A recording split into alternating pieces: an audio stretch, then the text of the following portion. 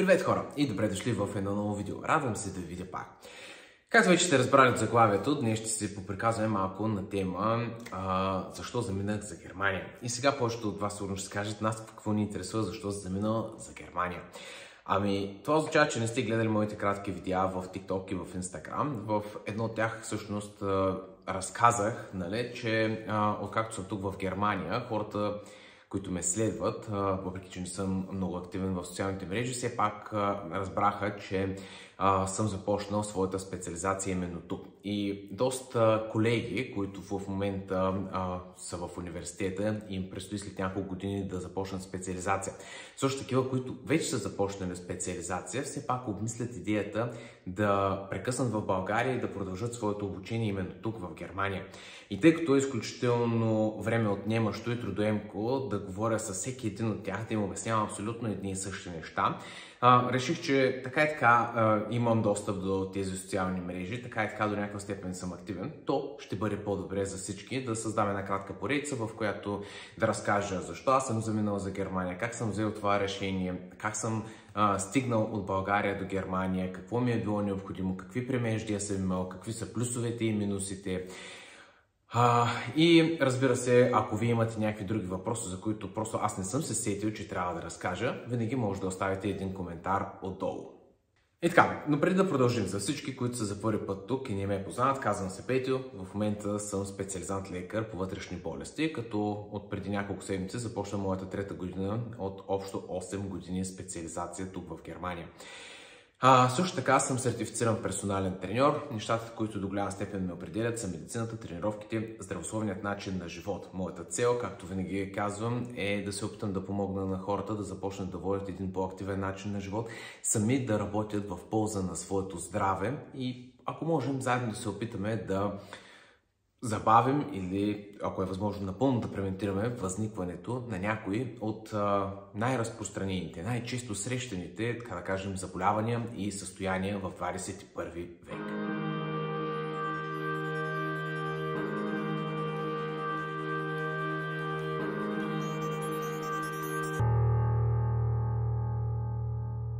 По същество. Темата е наистина доста обширна, но ще се опитам да я смаля, да я съкратя максимално.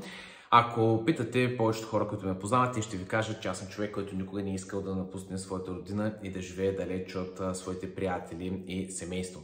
Но към момента такива са обстоятелствата, такова е било моето решение и смятам, че от гледна точка на професионалното ми развитие, това беше всъщност едно много добро решение и един много голям плюс.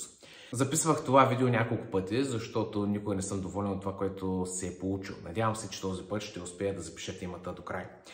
Най-общо казано, моето приключение в полето на медицината започна 2014 година, когато записах да уча медицина в медицински факултет към Софийския университет. И именно тогава всъщност се появи първото нещо, което наистина много ме впесяваше. Това, че нямаме добри учебници, по които да учим. Съответно,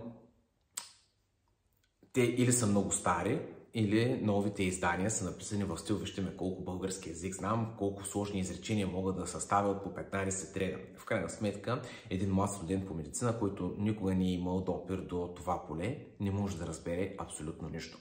Разбира се, за това нещо си има своето решение.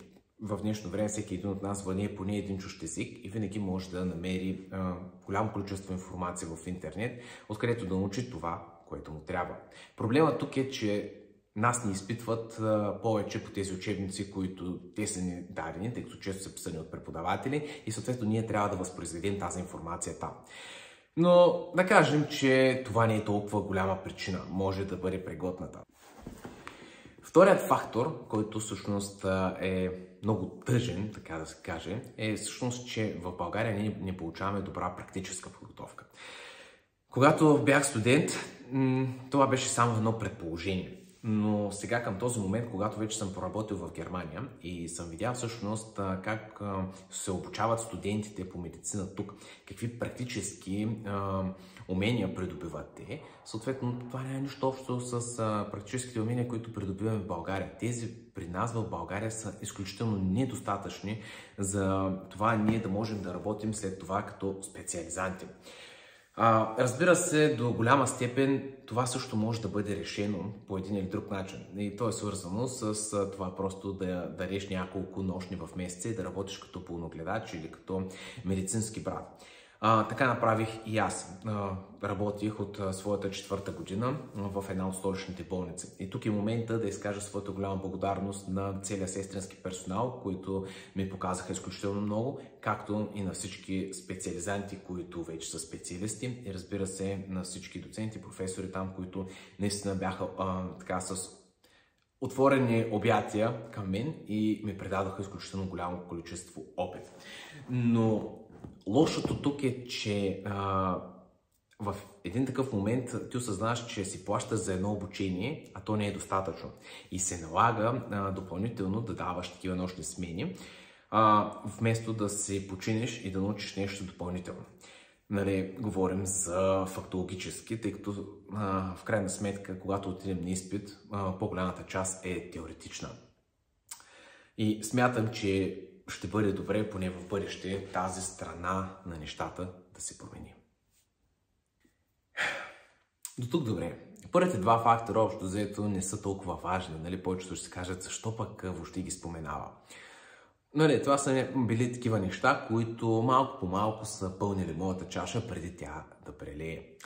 Третият фактор обаче е нещото, което знам, че ще разбуни доста духове в момента и най-вероятно доста хора ще реагират бурно. Но това не е абсолютно никакво значение, защото нали, това са били моите решения и това е моето мнение. Именно когато започнах да работя като пълногледач, се сблъсках с другата страна на нещата. Какво е наистина да работиш в медицинската сфера в България. Виждаш, че обучението също и на специализантите в повечето случаи е, така да кажем, на самотек. Всеки трябва да се самообучава. Много рядко се срещат специалисти, доценти, професори, които наистина така с отворени обятия да преподадат своя опит, което смятам, че е много жалко. И тук другото нещо, което идва, е, че аз като болногледач изкарвах повече пари, отколкото един специализант лекар, който почти живееше в болницата. И именно това е нещо, което до голяма степен ме ядоса и обезвери, защото няма как един специализант лекар, който практически живее в болницата, постоянно трябва да се учи, да се развива, който вече е вложил 6 години от своя живот, който носи такава голяма отговорност, нали, живота на всички негови пациенти, да получава по-ниско заплащане от един обикновен продавач в някои от големите търговски вериги. И не ме разбирайте погрешно. Всяка една професия е важна. Всеки един от нас работи, за да постави хляб на масата и за да изхрани своето семейство. Обаче, много често чувам как хората реагират, за какво реват тези специализанти, за какво реват тези лекари, за още пари. Ами, хора, това, че сме лекари, не означава, че когато отидем в магазина, някой ни предоставя нещо безплатно. Когато отида в енергото, не ми казват, ти си лекаря, който работи в еди коя си столична болница, аз съм те виждал там, съответно няма да заплащаш електричество, няма да плащаш вода, никой не ми подарява транспорт, гориво и прочее. Така че помислете си другия път, преди да скачате срещу нас, когато някой каже, че работим за едни мизерни пари, за едни жълти стотинки, при положение, че вече сме вложили изключително много. И един прост пример. Когато се говорих с един от специализантите тогава, установих първо, че моята заплата е по-висока от неговата. И второто нещо, което беше най-тъжното, е, че всъщност майката и бащата на този специализант трябваше да го доиздържат, да му помагат, за да може той да изкара месеца. Защото само с тези си пари като специализант не можеш да си платиш дори квартирата в София. И тогава, дами и господа, бих искал да попитам до колко годишна възраст трябва майка ми и баща ми да ми издържат? 35, 45, 50, цял живот? Така че, замислете се. И разбира се, за това също има решение, което смятам, че не е правилно да трябва един специализант лекар да работи на 3 места, за да може да има някакъв приблизителен стандарт, приблизително добър стандарт на живот. И съответно в един момент това обаче води до своите последици. Работиш на 3 места, нямаш време да спиш, постоянно си под стрес и съответно от една работа отиваш на втора работа и тази умора, тя се натрупва и в един момент се правят грешки, защото никой от нас не е робот. Всеки един от нас е човек, който не е застрахован от грешки. Така че, наистина, въпреки че и за това си има решение, смятам, че нещата трябва да се променят. Но до този момент все още смятах да остана в България. Исках, примерно, да работя като специализант, тогава в сферата на ендокринологията и разбира се, да правя нещо допълнително, а именно моето, така да кажем, хоби, моята голяма страст. Да се занимавам с хора, които, примерно, са затлъстели, т.е. да работя като персонален треньор, да изготвям хранителни режими, тренировъчни програми и прочее. Тогава ми се искаше именно чрез тази комбинация все пак да успея да продължа да се развивам в България и да бъда близко до моето семейство и приятели. За нещастие обаче се появи четвъртият фактор, който вече просто ми преля чашата.